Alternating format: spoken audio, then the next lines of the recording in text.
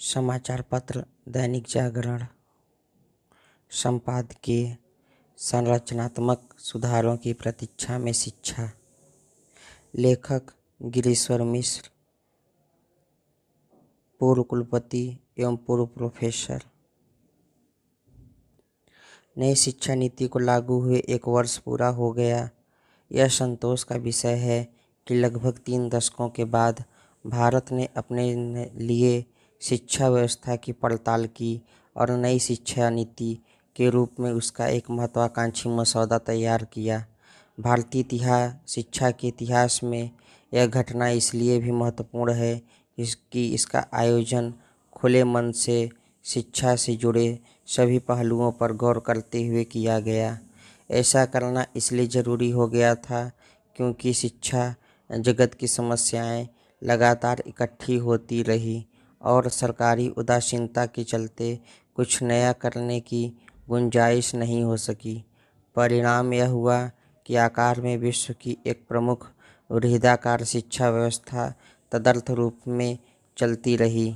हम लोग पुराने ढांचे में छिटपुट बदलाव और थोड़ी काट छांट से काम चलाते रहे। परिणाम यह हुआ कि खराब गुणवत्ता वाली संस्थाओं का अंबार लग गया, लेकिन उनके समुद्र में श्रेष्ठ संस्थानों के कुछ टापू नजर आते रहे जिनमें पढ़ लिख कर युवा विदेश जाने को तत्पर रहे। सभी संस्थाओं की अपनी जीवनी होती है और निहित रुचि या स्वार्थ भी होते हैं जिनके तहत उनका संचालन होता है। नई शिक्षा नीति इन पर भी गौर कर रही है और संरचनात्मक रूप से बदलाव की तैयारी में है। हमारे पाठ्यक्रमों को लेकर एक शिकायत बनी रही है कि वे भारतीय समाज, यहाँ की संस्कृति, विरासत और ज्ञान की देशज परंपरा से कटे हुए हैं और कई तरह की मिथ्या धारणाओं को बढ़ावा देते हैं।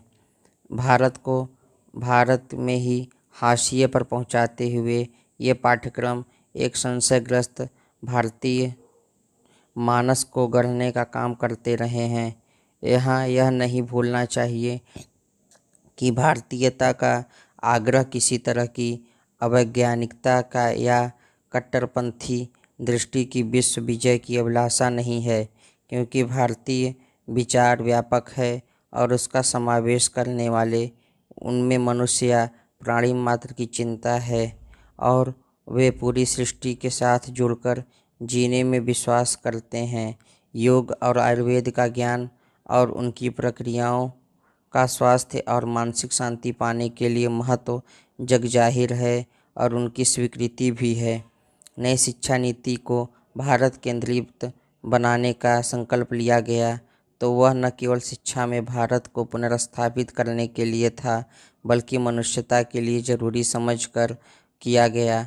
आज जलवायु का जो संकट है वह भी भारतीय दृष्टि से की ओर ध्यान दिलाता है, जिसमें मनुष्य को सिर्फ उपभोक्ता समझने की सख्त मनाही है।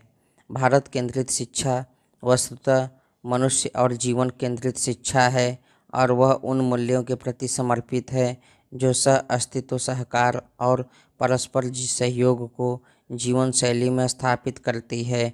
मनुष्य के इन चिन्हों को बचाए रखना और संजोना आज पहले से ज़्यादा ज़रूरी हो गया है।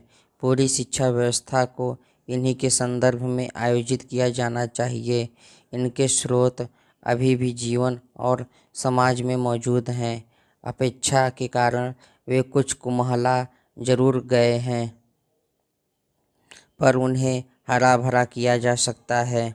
शिक्षा को नौकरी से जिस तरह जोड़ा गया और जीवन के अन्य उद्देश्यों से तोड़ दिया गया, वह एक सामाजिक सांस्कृतिक समस्या बन गई है। शिक्षा समाज की खास ज़रूरत होती है क्योंकि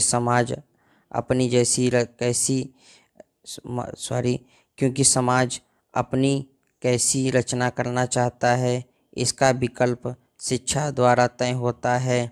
न्याय, समता और स्वतंत्रता जैसे सरोकार स्थापित करने के लिए और नागरिक के दायित्व मन में बैठाने के लिए शिक्षा अवसर दे सकती है, बशर्ते उसका आयोजन इन मूल्यों की अभिव्यक्ति करते हुए किया जाए।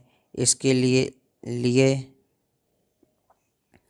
जिस मानसिकता की आवश्यकता है वह प्रवेश और परीक्षा की चालू अनुष्ठान प्रधान शैली से नहीं निर्मित हो सकती। कोरोना के दौर में यह बात स्पष्ट हो चुकी है कि हमें मूल्यांकन के नए विकल्प ढूंढने ही होंगे। साथ ही ऑनलाइन शिक्षा को भी व्यवस्था में शामिल करना होगा। इसी तरह मातृभाषा में शिक्षा भले इस बात की वकालत करते हुए पद्धति में बदलाव लाने की बात की गई है। शिक्षा को सिर्फ किताबी न बनाकर जीवनोपयोगी बनाने पर जोर दिया गया है। शिक्षक प्रशिक्षण हमारे लिए एक बड़ी चुनौती बन चुकी है। उल्लेखनीय है कि बढ़ती जनसंख्या के दबाव को झेलने के लिए संस्थाओं की संख्या जरूर बढ़ती गई, पर उसी अनुपात में शिक्षा स्तर में गिरावट की तर्ज हुई और गुणवत्ता का सवाल गौड़ होता गया। सरकारी तंत्र से अलग निजी शिक्षा संस्थान भी खड़े होते गए। स्कूली शिक्षा में कॉन्वेंट और मिशनरी स्कूलों का एक अलग दर्जा अंग्रेज़ों के ज़माने में ही बन गया था। उसी की तर्ज पर धनाढ्य वर्ग भी स्कूल चलाने में रुचि लेने लगा और अब उच्च शिक्षा में भी उसकी अच्छी दखल हो चुकी है। शिक्षा जगत में निजी क्षेत्र का विस्तार खूब हुआ है, पर कुछ गिनी चुनी संस्थाओं को छोड़ दें तो निजी क्षेत्र को की उतनी साख नहीं बन सकी है जिसकी अपेक्षा की गई थी। इन परिस्थितियों में शिक्षा को मूल अधिकार बनाने का स्वप्न कमज़ोर पड़ता है। संसाधनों की कमी और शिक्षा के प्रति सरकारों के अल्पकालिक और चलताऊ रवैये के कारण शिक्षा संस्थाओं में अकादमिक संस्कृति प्रदूषित होती जा रही है। शैक्षिक परिसर राजनीति मुक्त और स्वाधीन होने चाहिए ताकि वे उत्कृष्टता और गुणवत्ता की ओर उन्मुख हो सके। नई शिक्षा नीति के प्रति वर्तमान सरकार ने अनेक अवसरों पर प्रतिबद्धता दिखाई है, परंतु कोरोना ने उसके क्रियान्वयन में गतिरोध पैदा किया है।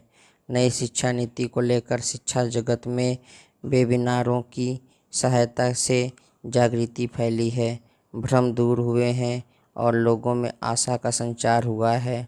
अब आवश्यकता है कि संरचनात्मक सुधारों को लागू किया जाए, पर सबसे ज़रूरी है कि शिक्षा संस्थाओं में शैक्षिक वातावरण की बहाली की जाए और अकादमिक संस्कृति का क्षरण रोका जाए।